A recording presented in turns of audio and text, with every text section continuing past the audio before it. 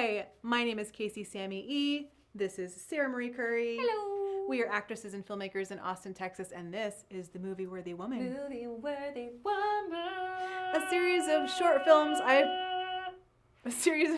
I've created about women from history whose lives are worth commemorating in film, but for some reason they haven't been. And today we are talking about one of my favorites, the OG influencer, Amélie Gautreau, basically Kim K of the 1800s. What? Amélie Gautreau, or as Google Translate would like me to say, Amélie Gautreau, better known as her sexy mystery name, Madame X. Born in New Orleans, January 29th, 1859. Not a Virgo. Not a Virgo, and died July 25th, 1915. She was American-born, but spent the majority of her life in France. So, first things first. Amélie was raised to believe that her value was her beauty. Beauty in the 1800s equals pretty, skinny, rich, and pure. Amélie's mother worked real hard to make sure that Amélie was all of those things so that she could marry well, which was the only expectation that her family and society put on her, and probably most other women of the time. Barf, that's so gross. Luckily for her, she was hot, like super hot. Iconic copper red hair, a beautiful Roman profile, and with a super virginal, rockin' 1800s bod, she was quickly married off to some squatty ugly dude who was super rich. But on the plus side, this was her ticket out of mom prison. Dun, dun, dun! Mom prison, you ask? Well, that's the prison your mom makes for you because she's constantly chaperoning you and making sure that you stay a virgin and pure. Casey, did you have a mom warden? No, not pure. You're basically born into mom prison. You are a skinny, virginal, rich, pure 1800s lady. You are never alone. Mom is always watching. But now that she was married, she was free. Wait, mom was free or? No, Amélie was free. She was see. married, she was free. She could flirt and she could dance. She could wear sexy dresses and hang out with all the hot dudes in public. And all because she was protected by her husband's good name. She could finally be whoever she wanted to be. So Amélie decided that she wanted to be famous as fuck. And in order to do that, she had to splash into society like meat dress wearing Lady Gaga. But like classy and of the era, right? I would argue that meat dress was very classy. Anyway, what was her husband doing during all of this debuting and being seen at social events and becoming famous? I'm so glad you asked. He wanted her to be his wife so badly that he agreed to a sexless marriage. She went out and rocked her social life, and he stayed at home waiting for the day that they might bone. They did have at least one daughter, so he got laid at least once. Anyway, Amélie became famous. Who knew it would be so easy? It was super easy for her. She became so famous, in fact, that newspapers and journalists and reporters, they would all report on her beauty and like what she was wearing and who she was with and where she went, etc., etc. She could do no wrong. So wait, she really was like literally like Kim K. Like she went out and was like, I'm very pretty. Yeah. And people were like, whoa! And they wrote articles about it. Like if she went to a party, journalists would be there, and the next day in the paper would be articles about Amélie Gautreau and what she was wearing, who she was with, and how beautiful she was. So she basically went viral without the internet. Now we're ready to talk about the Paris salons, they are fascinating to me. I don't believe know why. that they are pronounced salon. Oh my God, the Paris salon. And this Kim K's platonic Kanye, John Singer Sargent. John was an oil painter and the ruling rock star king of the Paris salons. And much Salon. And much like Amélie, he wanted to be famous and he wanted notoriety. And by the way, the Paris salons Salon. oh my God, the Paris salons were the thing. Casey, I have a confession to make. What? It's not pronounced salon. I hate you so much. Get out of my movie. Anyway, the Paris salons were the thing. It was the Instagram, TikTok, insert whatever the kids are talking about and think is cool thing.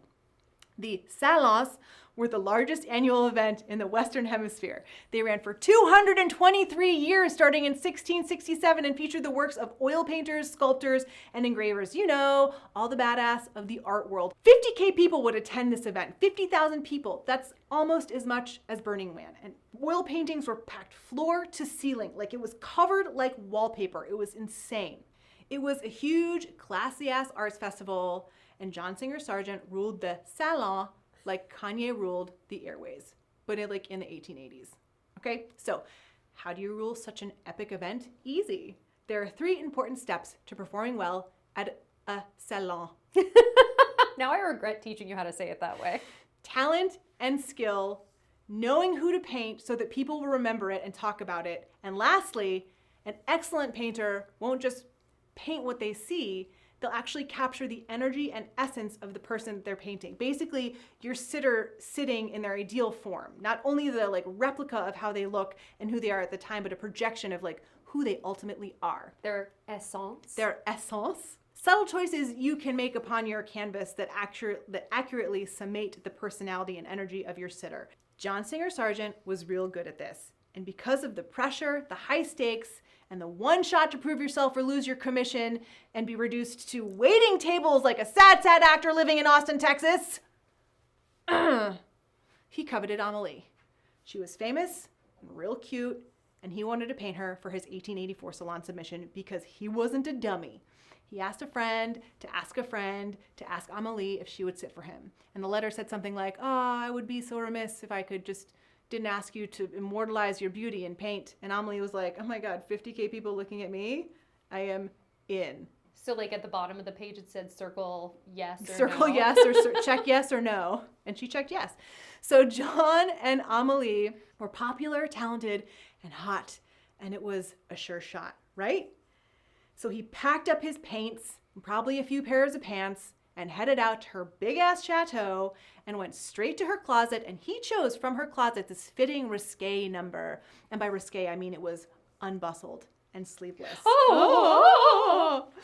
And they got to work. And at some point when John was painting her, her tiny jeweled strap fell off of her shoulder. And she went to pick it up, but John was like, no, it is your essence. And he was right. It was flirty, it was bold, and it was sexy. And it was a perfect summation of who she was in a moment upon a canvas. And Amelie was like, okay. So they painted her with the strap down. Fast forward to the first day of the salon, varnishing day. Amelie and John stood near the painting titled... Wait. Why was it called Varnishing Day? It was called Varnishing Day because I don't think it was open to the public yet, but it was the first day that the salon was open and the artists would actually varnish their paintings. So they remained unvarnished, and until Varnishing Day, they hadn't put that last glossy coat over it. That's weird. Yeah, and it fills the room with the best fumes. I have no doubt. So everyone gets super high and looks at paintings. Yeah, Burning Man. Oh. Anyway, Varnishing Day. Amelie and John stood near the painting titled Madame Goutreau in room 32, so they could casually listen to what people were saying about how amazing and perfect they both were. And as people filed into the room and laid their eyes upon this gorgeous painting, it turns out that they were, in fact, appalled. They accused Amelie of being promiscuous. They thought that the strap being down implied her promiscuity, and the sharp look over the opposite shoulder implied that she did not care that she was promiscuous. They assumed that Amelie and John had had an affair, and they were just rubbing it in everyone's face. They felt like they could practically see her breasts, and surely her dress was going to fall down at any moment while the painting was being painted. It was 100% ridiculous. It was real rough in room 32 and forever after. Not only did they endure criticism during the salon, but the shaming went on for months. It was star-level gossip. Ugh. Yeah. So we look at this painting and we're like, this chick is super covered and her dress is classy as fuck.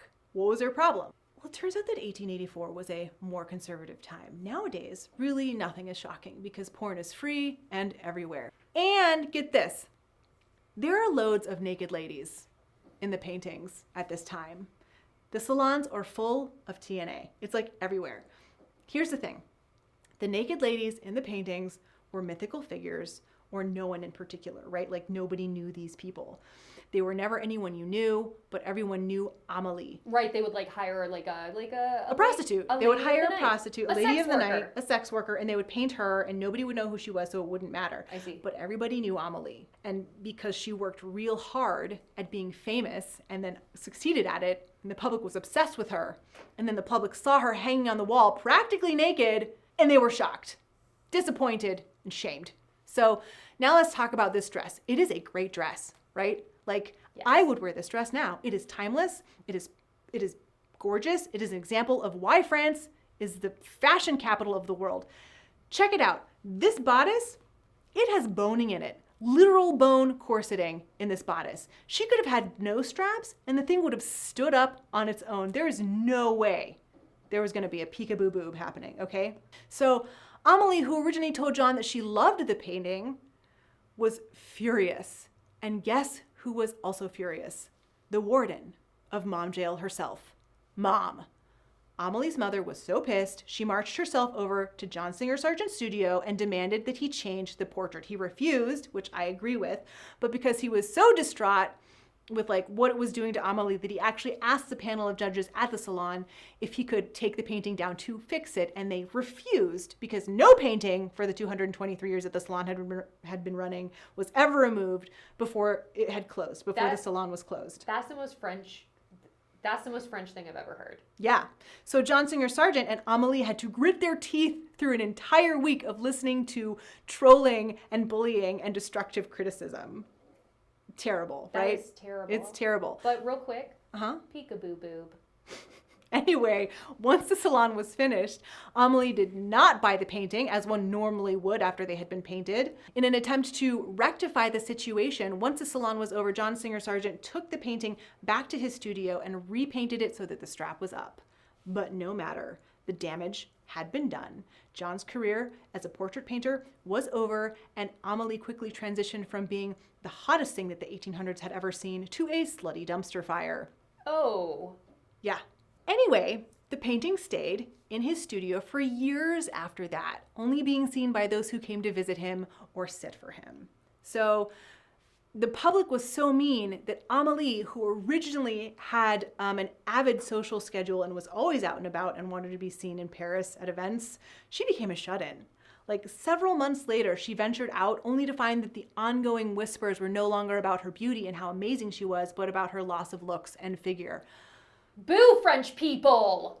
And then people stopped talking about her at all, which for her was even worse. It went from being talked about all the time to rude things to being said to silence. And that was the most painful thing she could have gone through. Anyways, eventually, Amélie tried to regain her notoriety by commissioning a few other portraits of herself, but they were met with crickets again. No one cared whatsoever. And in one last attempt to regain her fame, she hired this dude named Gustave to paint her portrait for the 1889 Salon submission. And get this, she purposefully dropped her strap on the other shoulder to try to regain and recapture her notoriety and all the gossip that had happened in the original Salon entry. But ironically, after all the drama of 1884, this nobody cared. They were like, oh, we've seen that shoulder. Shitty. I know, so shitty. So Amelie, believing there was nothing she had of value but her beauty, and that was gone forever, became a shut-in for the rest of her life. Never going out, never taking visitors. This is a very sad story.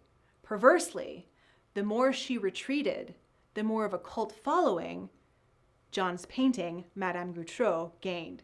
So it was such a scandal that it never stopped being whispered about. Eventually the portrait was requested at viewings and galleries, but John, given everything that they had been through, didn't let it ever leave his studio. And Amélie realized she should have purchased the painting when she had the chance so that she could have sent it out and people could have seen it. Sadly, it was at this time when Amélie was a forgotten shut-in that her painting was rising in popularity, and Amélie died, believing herself unattractive and unfit for the public. The fuck? What'd she die of? Being a shut-in, I don't really remember, actually.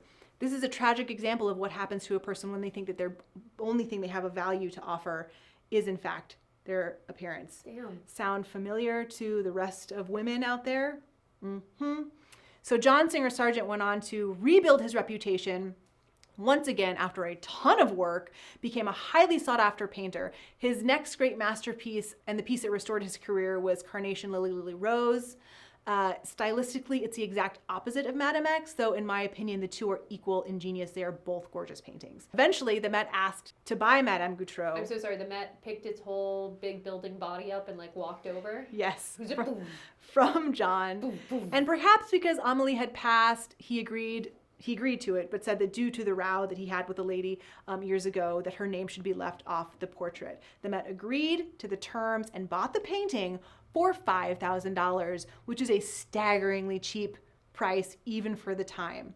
And the painting was hung at the Met and officially titled, for the first time, Madame X, which at this point is just adding insult to injury for Amélie, right? Ugh.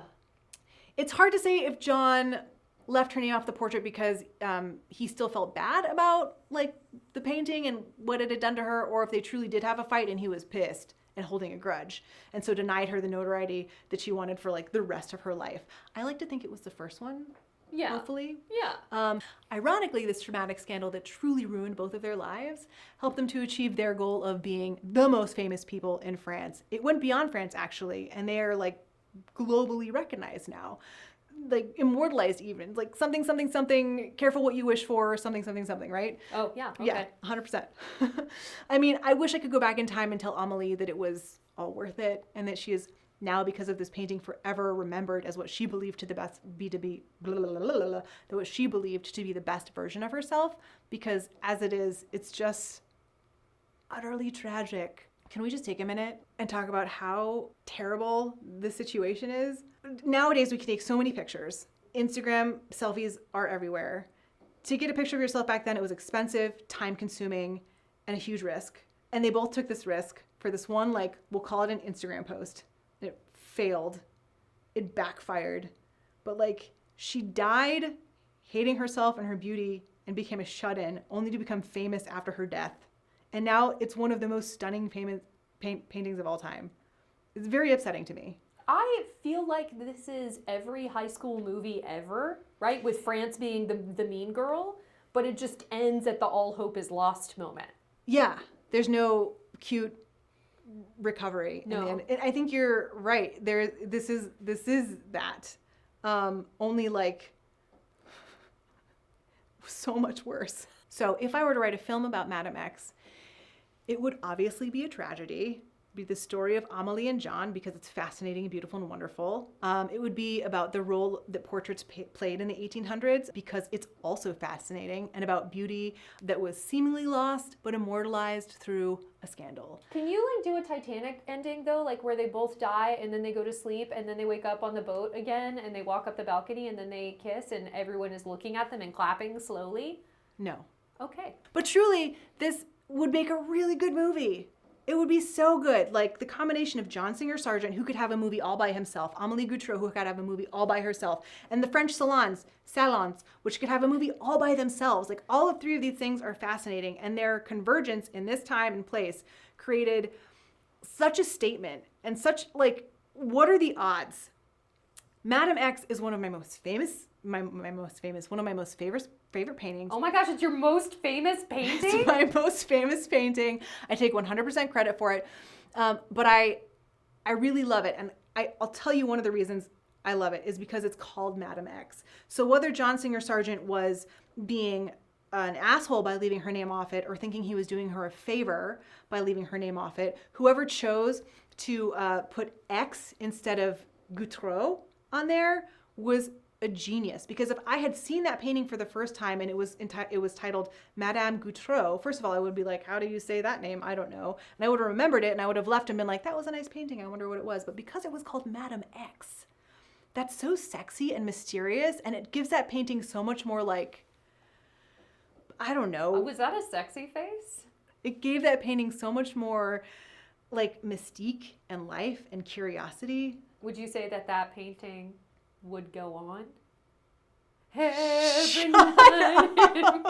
Thank you so much for watching this mega extended version of The Movie Worthy Woman. Keep your eyes peeled for the next one. Like, follow, and subscribe. And in the meantime, ladies, let's all let our straps fall down. Oh my God. You did it! You did it.